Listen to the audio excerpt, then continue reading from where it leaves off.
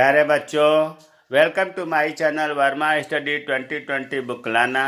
मैं UP board के class 12th के छात्र छात्राओं के लिए इकोनॉमिक सब्जेक्ट को हिंदी माध्यम से मैं फुल कोर्स कराऊंगा।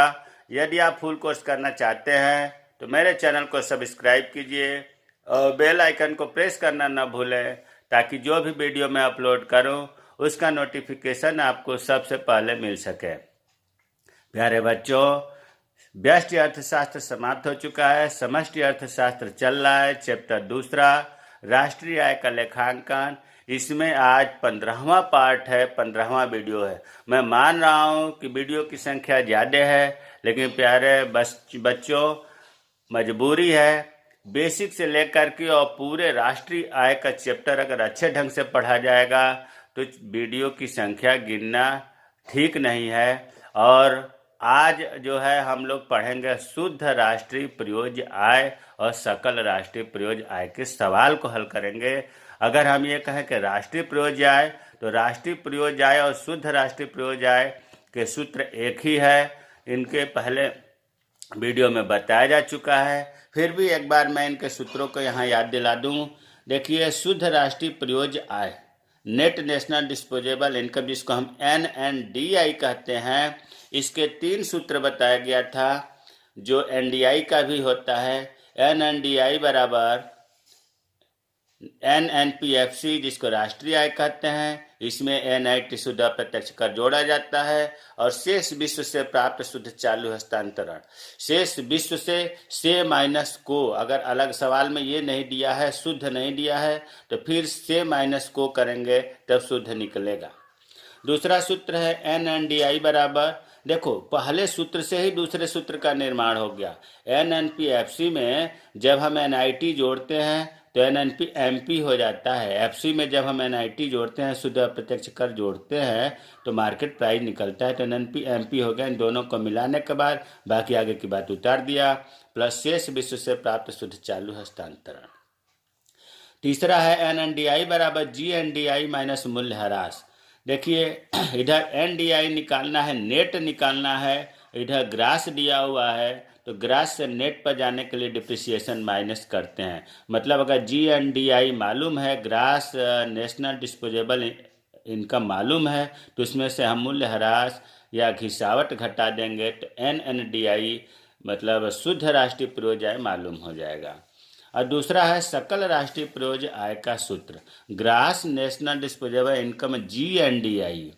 अब पहला सूत्र है GNDI बराबर, यहाँ ध्यान देने की बात है कि NNDI के बिना GNDI निकालना कठिन है।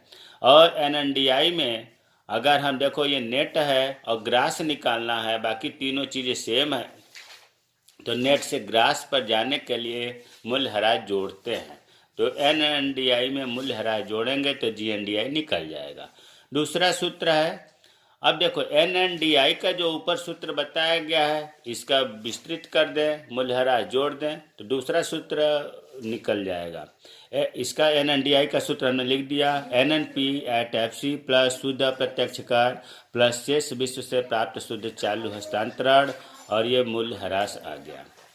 अब GNDI तीसरा सूत्र, देखो NNPFC में जब हम शुद्ध अप्रत्यक्ष कर जोड़ते हैं तो NNPMP निकलता है, और इन दोनों को मिलाने के बाद NNP@MP हुआ, तो आगे का शेष विश्व से प्राप्त शुद्ध चालू हस्तांतरण और मूल्य ह्रास लिख देंगे। चौथा सूत्र है GNDI का कि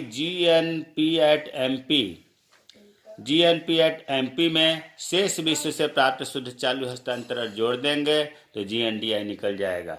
इसका मतलब कि NNDI में 3 सूत्र है और GNDI में 4 सूत्र है, लेकिन एक सूत्र अगर आपका याद रहेगा NNDI का, तो उससे सभी सूत्र को हम निकाल सकते हैं। अब सवाल देखते हैं। प्रश्न 1, निम्नलिखित आंकड़ों से सकल राष्ट्रीय प्रयोज्य आय, सकल ग्रास पूछ रहा है, राष्ट्रीय प्रयोज्य आय तथा शुद्ध दोनों पूछ रहा है, राष्ट्रीय प्रयोज्य आय ज्ञात कीजिए। ये डाटा दिया हुआ है रुपए करोड़ में। साधन लागत पर निवल राष्ट्रीय उत्पाद, विदेशों से प्राप्त निवल साधन आय, स्थायी पूंजी का उपभोग, निवल अप्रत्यक्ष कर और विदेशों से निवल चालू हस्तांतरण। अब हल करते हैं। हल करने में सबसे पहले ये हमें ध्यान देना है कि निकालना क्या है। तो हमें दो चीज़ निकालना है, सकल राष्ट्रीय प्रयोज्य आय जिसको हम कहते हैं GNDI, ये चीज़ निकालना है, और NNDI भी निकालना है, NNDI ये भी निकालना है। तो सबसे पहले हम GNDI निकालना है तो इसका सूत्र लिख लें। GNDI ऊपर जबकि बताया गया है, तो इसमें से हम ये देखें साधन लागत पर निवल राष्ट्रीय उत्पाद, इसकी अगर हम करें शार्ट में तो निवल मतलब नेट शुद्ध होता है NNP एट FC दिया हुआ है। तो हम सूत्र वही लिखेंगे जिसमें NNP एट FC हो। तो सूत्र लिख दें अगर NNP एट FC, उसके बाद इसमें हम NIT जोड़ते हैं, शुद्ध अप्रत्यक्ष कर जोड़ते हैं, और उसके बाद शेष विश्व से प्राप्त शुद्ध चालू हस्तांतरण, शुद्ध चालू हस्तांतरण साथ में हमने लिख दिया, और प्लस मूल्य ह्रास। ये सूत्र आपको अभी जो सूत्र बताया था ये है, देखिए ये वाला GNDI। तो अब सूत्र पर मान रखना है, NNP एट FC दिया हुआ है सवाल में 3000, इसके जगह पर हमने लिख दिया 3000, प्लस NIT 250 आया है। शेष विश्व से प्राप्त शुद्ध हस्तांतरण, शेष विश्व से प्राप्त शुद्ध हस्तांतरण 300, ये दिया हुआ है 300, और प्लस मूल्यह्रास। मूल्यह्रास अस्थायी पूंजी का उपभोग को कहते हैं मूल्यह्रास, यही है आपका डिप्रिसिएशन, तो ये है 150। जब हम सबको जोड़ेंगे तो 3 2 5 6 3700 करोड़ रुपए हुआ। ये आपका आ गया GNDI। अब दूसरा पूछ रहा है NNDI भी निकालने को कह रहा है। NNDI का सूत्र, जब GNDI पता चल गया है तो इससे भी निकल जाएगा। NNDI NNPFC plus NIT plus शेष विश्व से प्राप्त शुद्ध हस्तांतरण।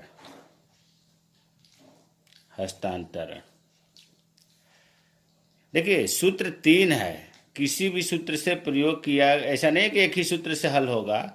ये भी NNDI का सूत्र है। NNPFC कितना है दिया हुआ 3000, और इसके बाद NIT कितना है सवाल में दिया हुआ है 250, प्लस शेष विश्व से प्राप्त शुद्ध हस्तांतरण कितना है 300।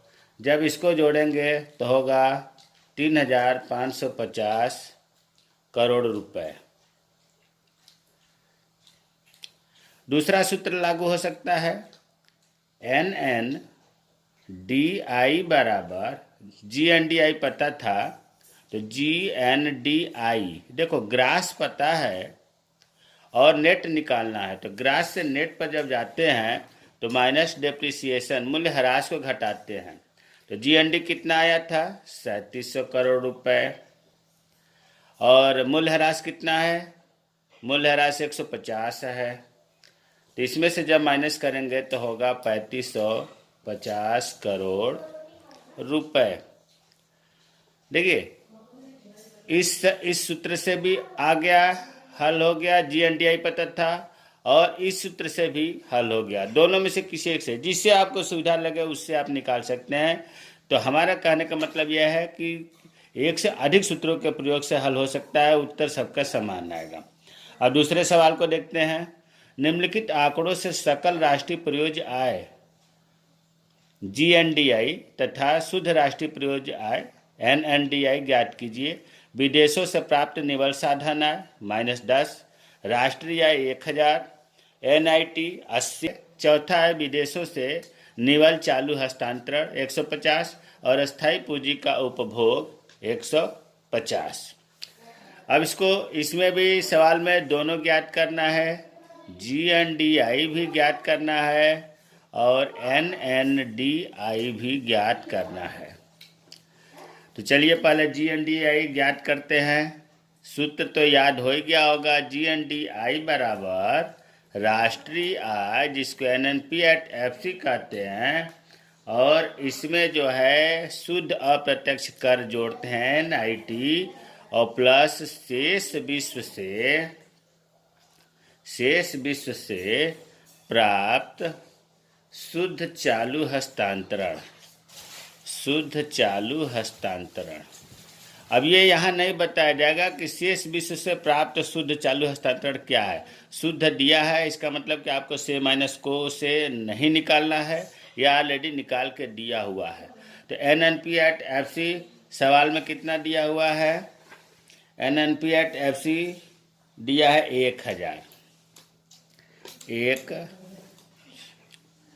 NNP/FC 1000 दिया है। शुद्ध अप्रत्यक्ष कर कितना दिया है? 80 रुपये दिया है। और शेष विश्व से प्राप्त शुद्ध चालू हस्तांतरण ऊपर दिख रहा है यहाँ 150 दिया है। शेष विश्व से प्राप्त शुद्ध चालू हस्तांतरण और प्लस सूत्र NNP/FC प्लस मूल्यह्रास लिखना छूट गया था। सूत्र में मूल्यह्रास है क्योंकि जी निकालना है ना, तो N से नेट पर मूल्यह्रास जोड़ेंगे तो ये हो गया +100। अब जब इनको सबको जोड़ेंगे तो ये होगा 1330 करोड़ रुपए, क्योंकि डाटा जो है हमारा करोड़ में आया हुआ है। तो हमारा GNDI निकल गया। अब NNDI निकालना है, तो GNDI में से मूल्यह्रास को माइनस कर देते हैं, क्योंकि ग्रास से नेट जब प्राप्त करना है, बाकी चीज़ें सेम है, तो ग्रास से नेट प्राप्त करने के लिए माइनस मूल्यह्रास को करते हैं। तो GNDI आया आपका 1330 करोड़ रुपए और डिप्रिसिएशन कितना है? 100 रुपये। तो 1330 में से जब जाएगा तो होगा 1230 करोड़ रुपए। तो ये आपका आंसर हो गया। अगर आप दूसरे सूत्र से भी निकालेंगे NNDI तब भी इतना ही आएगा। अब तीसरे सवाल को देखते हैं। निम्नलिखित आंकड़ों से निवल राष्ट्रीय प्रयोज्य आय तथा शुद्ध राष्ट्रीय प्रयोज्य आय ज्ञात कीजिए। बाजार कीमत पर सकल घरेलू उत्पाद इतना है और विदेशों से निवल साधन आय -20 है, निवल अप्रत्यक्ष कर इतना है, अस्थायी पूंजी का उपभोग इतना है, शेष विश्व से प्राप्त शुद्ध चालू हस्तांतरण 50 है। तो सवाल दिया हुआ है, अब इसको हल करा जाए। पहले तो ये हम देखेंगे क्या ज्ञात करना है। तो निवल मतलब नेट NNDI ये हमें ज्ञात करना है, और GNDI भी ग्रास राष्ट्रीय मतलब ग्रास नेट डिस्पोजेबल इनकम ये भी ज्ञात करना है। तो NNDI पहले ज्ञात करते हैं। अब यहाँ एक चीज़ ध्यान ये देना है कि NNDI ज्ञात करने के लिए, चलिए हम NNDI का भी समझ में आ जाएगा। NNDI का सूत्र लिख लेते हैं। NNDI निकालने के लिए जो सूत्र है इसका NNP/FC यही तो है, plus NIT net indirect tax plus शेष विश्व से प्राप्त शुद्ध चालू हस्तांतरण ये आपका सूत्र हो गया। अब NNP/FC नहीं दिया है, बाजार कीमत पर राष्ट्रीय आय सवाल में दिया ही नहीं है, बाजार कीमत पर सकल घरेलू उत्पाद दिया है। सकल घरेलू उत्पाद का मतलब GDP/MP। तो जब GDP/MP दिया है तो सबसे पहले तो हम NNP/FC निकालेंगे, तब जा कर के GDP/MP से इसे निकालेंगे। तो चलिए अब हमें निकालना क्या है? NNP पहले इसे हम ज्ञात कर रहे हैं ऐसे, क्योंकि ये सवाल में नहीं दिया है। तो NNP@FC निकालना है, और दिया हुआ है क्या, ये पहला दिया है GDP@MP दिया है। तो देखिए बराबर है, बराबर का मतलब ये दोनों, अब इसमें क्या हम करें ताकि इसके बराबर हो जाए, NNP@FC निकल जाए। तो देखो ग्रास है, ग्रास से नेट पर आने के लिए क्या करते हैं, माइनस डिप्रिसिएशन करते हैं, मूल्यह्रास घटाते हैं। और डोमेस्टिक से नेशनल पर प्राप्त करने के लिए NFIA विदेशों से प्राप्त शुद्ध साधन आय जोड़ते हैं। और ये मार्केट प्राइस है, मार्केट प्राइस से FC फैक्टर कास्ट पर जब जाते हैं तो माइनस NIT करते हैं। तो मान रख दें ताकि NNP@FC निकल जाए, तो फिर हम NNDI निकाल लेंगे। GDP@MP आया हुआ 1,000 रुपये, माइनस डिप्रिसिएशन 100 दिया हुआ है। विदेशों से NFIA विदेशों से प्राप्त शुद्ध साधन आय कितना दिया है, विदेशों से निवल साधन आय -20 दिया हुआ है। तो -20 ब्रैकेट में लिख दिया, -20। और NIT निवल अप्रत्यक्ष कर कितना दिया हुआ है, -120। अब इसे हल करें, 1,000 -100 और प्लस माइनस मिलकर माइनस हो गया 20, -120 हो गया। और ये माइनस माइनस माइनस तीनों को जोड़ देंगे तो ये हो जाएगा बराबर 1,100 और 220, और ये 240 -240। तो इसमें से माइनस करेंगे तो 760 हुआ। ये क्या आया आपका, NNP@FC हुआ है, प्राप्त हुआ। अब NNDI का सूत्र पर रखेंगे, NNDI बराबर NNP@FC, ऊपर सवाल में सूत्र दिख रहा है कितना आया, 760। फिर NIT कितना आया, 120 सवाल में दिया हुआ है। और शेष विश्व से प्राप्त शुद्ध चालू हस्तांतरण 50 दिया हुआ है। तो ये जो है मान रख दिया गया 760 और प्लस 120 और प्लस 50। प्लस 50 क्या है, शेष विश्व से प्राप्त शुद्ध चालू हस्तांतरण है। अब इसको जोड़ देंगे तो इसको जोड़ने के बाद आएगा 930 करोड़ रुपए। ये आपका क्या आ गया, NNDI आ गया, आंसर आ गया एक। लेकिन इसके साथ साथ GNDI भी पूछ रहा है। तो GNDI बहुत आसान है, GNDI निकालना है तो NNDI आ गया, NNDI। देखो NDI इसमें भी है, NDI इसमें भी है, केवल नेट दिया है, हमें नेट मिला है, हमें ग्रास में बदलना है। और नेट से जब ग्रास पर जाते हैं तो प्लस डिप्रिसिएशन करते हैं, मूल्यह्रास जोड़ देते हैं। NNDI कितना आया, अभी सवाल हल करें तो 930 आया, और सवाल में डिप्रिसिएशन कितना दिया है, स्थायी पूंजी का उपभोग 100 दिया है। तो ये दो मिला करके हो गया 1,030 करोड़ रुपए। ये आपका GNDI आ गया। हमें उम्मीद है कि आपको सवाल समझ में आ गया होगा। अब लास्ट सवाल एक और देख लेते हैं, चौथा। निम्नलिखित आंकड़ों से शुद्ध राष्ट्रीय प्रयोज्य आय ज्ञात कीजिए। केवल ये कह रहा है NNDI निकालने को, NNDI ज्ञात करने को कह रहा है, GNDI नहीं कह रहा है। लेकिन GNDI भी निकाल लेंगे, जब NNDI आ गया तो प्लस डिप्रिसिएशन कर देंगे, GNDI निकल जाएगा। अब NNDI का सूत्र आपको पता है, लिखूं, NNDI बराबर क्या होता है, राष्ट्रीय आय NNP@FC प्लस शुद्ध अप्रत्यक्ष कर प्लस शेष विश्व से प्राप्त शुद्ध चालू हस्तांतरण, शेष विश्व से प्राप्त शुद्ध चालू हस्तांतरण। ये सूत्र है, सूत्र तो अब रट जाना चाहिए। अब देखो बच्चों, यहाँ राष्ट्रीय आय का मान रखना है, जबकि सवाल में दिया है सकल राष्ट्रीय उत्पाद GNP@FC दिया हुआ है। तो अब जो है जिसे हमें ज्ञात करना होता है, पहले हम इसे ज्ञात करेंगे तभी तो मान रखेंगे, क्योंकि इसके जगह पर दूसरा दिया है। तो अब हम मान निकाल रहे हैं NNP एट FC, ये हमें ज्ञात करना है। और दिया क्या है, GNP एट FC। साधन लागत पर सकल राष्ट्रीय उत्पाद, gross national product at factor cost, ये दिया हुआ है। अब हम इसको बराबर करेंगे। बराबर का मतलब कि ग्रास है, ग्रास से नेट पर जाने के लिए आपको पता है कि डिप्रिसिएशन करते हैं। एन इसमें भी, एन इसमें भी है, कोई चेंजिंग नहीं। FC इसमें भी, FC इसमें भी कोई चेंजिंग नहीं। तो अब इसके जगह पर मान रख देंगे। तो GNP एट FC कितना दिया है सवाल में, 800 दिया है। तो बराबर 800 माइनस डिप्रिसिएशन कितना दिया है, स्थायी पूंजी का उपभोग 60 दिया है। तो 800 में से 60 जब घटाएंगे तो 740 हो गया। ये आ गया NNP एट FC।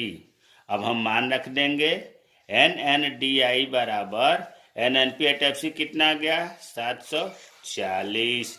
उसके बाद दूसरा क्या मान रखना है, NIT का। NIT दिया है सवाल में 70। और शेष विश्व से प्राप्त शुद्ध चालू हस्तांतरण, ये दिया हुआ है दूसरे नंबर का, +50 बराबर हो गया 860 करोड़ रुपए। ये आंसर हो गया। अब मान लो कि अगर GNDI भी दिया हो निकालने के लिए, तो GNDI जब एक पता चल जाता है तो दूसरा आसानी से निकल जाता है। GNDI बराबर NNDI आ गया। तो देखो नेट से ग्रास पर जाना है, तो नेट से ग्रास पर जाने के लिए क्या करते हैं, प्लस डिप्रिसिएशन करते हैं। तो NNDI जो है 860 आया है, और डिप्रिसिएशन कितना है सवाल में 60 दिया है, 60 दिया है। तो इसको जब जोड़ेंगे तो हो गया 920 करोड़ रुपए। ये आपका क्या आ गया, GNDI आ गया, आंसर हो गया।